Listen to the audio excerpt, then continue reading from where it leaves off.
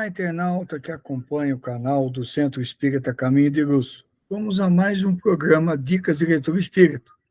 No momento, nós estamos tratando da obra do insigne apóstolo do Espiritismo, Leon Denis. E hoje vamos falar da obra O Porquê da Vida, uma obra publicada por Leon Denis em 1897. Nós já fizemos referências aqui a forma como, naquela época, as pessoas viviam a filosofia.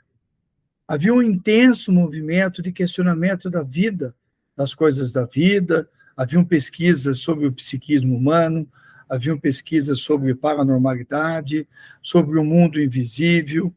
Allan Kardec havia publicado com grande repercussão o Livro dos Espíritos em 1857, e vários estudiosos, filósofos, médicos, se debruçaram sobre as questões espirituais. Então, contrário às propostas do dogmatismo católico e protestante, surgia um livre pensar e um questionamento constante em relação à vida, à existência, de onde viemos, para onde vamos. Havia muita curiosidade para saber sobre os espíritos, sobre a alma, o que acontecia depois da morte, que são questões presentes, questões atuais. E neste ambiente, nesse burburinho, onde havia muito estudo e muita discussão, é que Leon Denis vem nos trazer esta obra, um título muito simples e direto, O Porquê da Vida.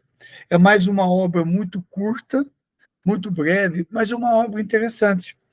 Quando nós vamos ver aqui o tradutor, que escreve, não se identifica, mas escreve sobre a época, sobre o livro, ele vai dizer que é uma obra fundamental para nós entendermos de onde nós viemos, para onde nós vamos, quem somos nós.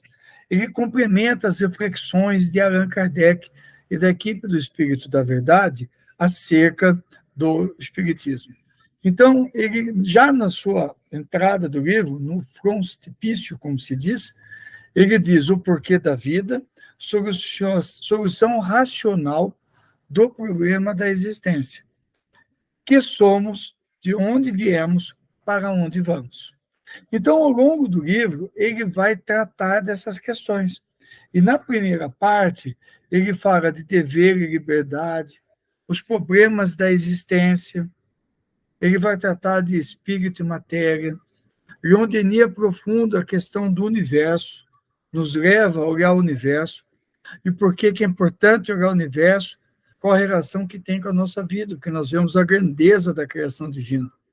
E fica muito lógico imaginar que a vida na Terra não pode ser o centro do universo. É apenas uma parte ínfima da vida do universo, nos permitindo saber que nós temos vidas sucessivas, permitindo que nós temos outros planetas onde há vida, outros corpos habitados.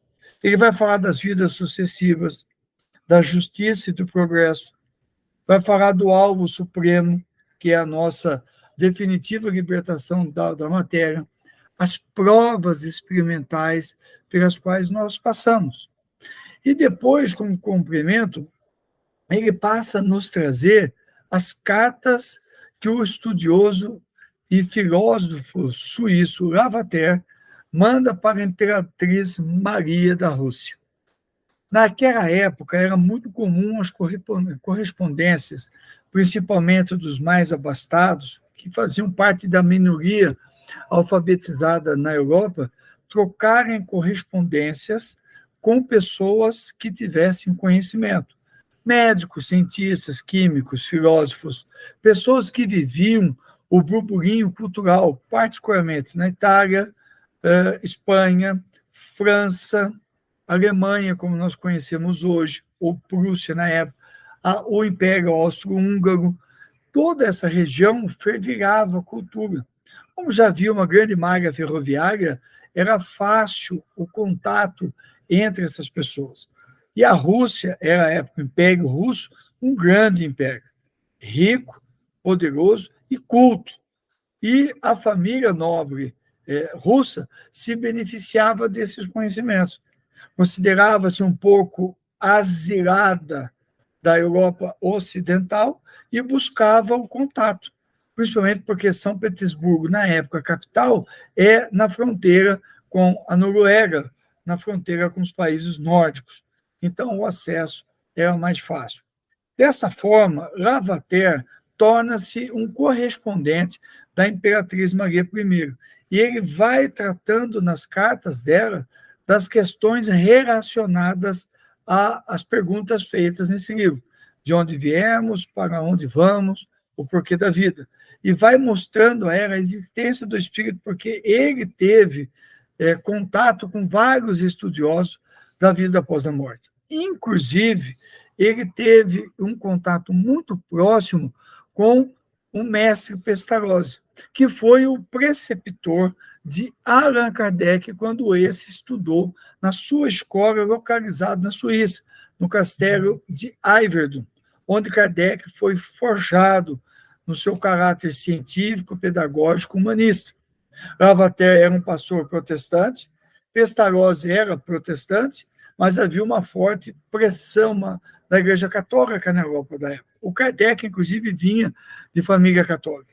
Mas ele, nesse ambiente em que Kardec viveu, ele desenvolveu a visão das múltiplas religiões, da maneira como as religiões pensam, e pôde se preparar depois para receber a obra O Livro dos Espíritos, codificar o Espiritismo e fazer todo o trabalho que ele fez. Lavater era um confidente de Pestalozzi, trocavam ideias sobre a questão pedagógica e discutiam sobre as questões da vida. E Kardec participou de alguma dessas discussões. Então, Lavater traz para nós muitas reflexões, ideias, formas de se abordar esta questão tão importante, de onde vem a importância da leitura desse livro, para que nós, enquanto espíritas, estejamos melhor preparados para respondermos as perguntas que as pessoas nos fazem cotidianamente na nossa vida normal, rotineira, no trabalho, na família, na escola, na rua, nós podemos responder às pessoas. E depois ele ainda traz um romancezinho muito bonito, muito interessante, uma história entre dois jovens, um jovem francês, criado na Itália, na região de Como, e uma jovem criada na região de Milão, que se encontram e traz uma história que, evidentemente, eu não vou contar para vocês, para não adiantar a história, vocês ficarem curiosos e irem lá dar uma olhadinha. O porquê da vida, assunto atual, e que serve para nós de base para nós fazermos frente a esse momento extremamente materialista que estamos vivendo, na música, na arte, na cultura, ainda reflexos da filosofia existencialista, que insiste em negar a espiritualidade, a existência de Deus, a importância das religiões e a vivência dos princípios cristãos em nossos dias. Passa ali, dá uma olhadinha, você vai gostar. Jesus conosco sempre.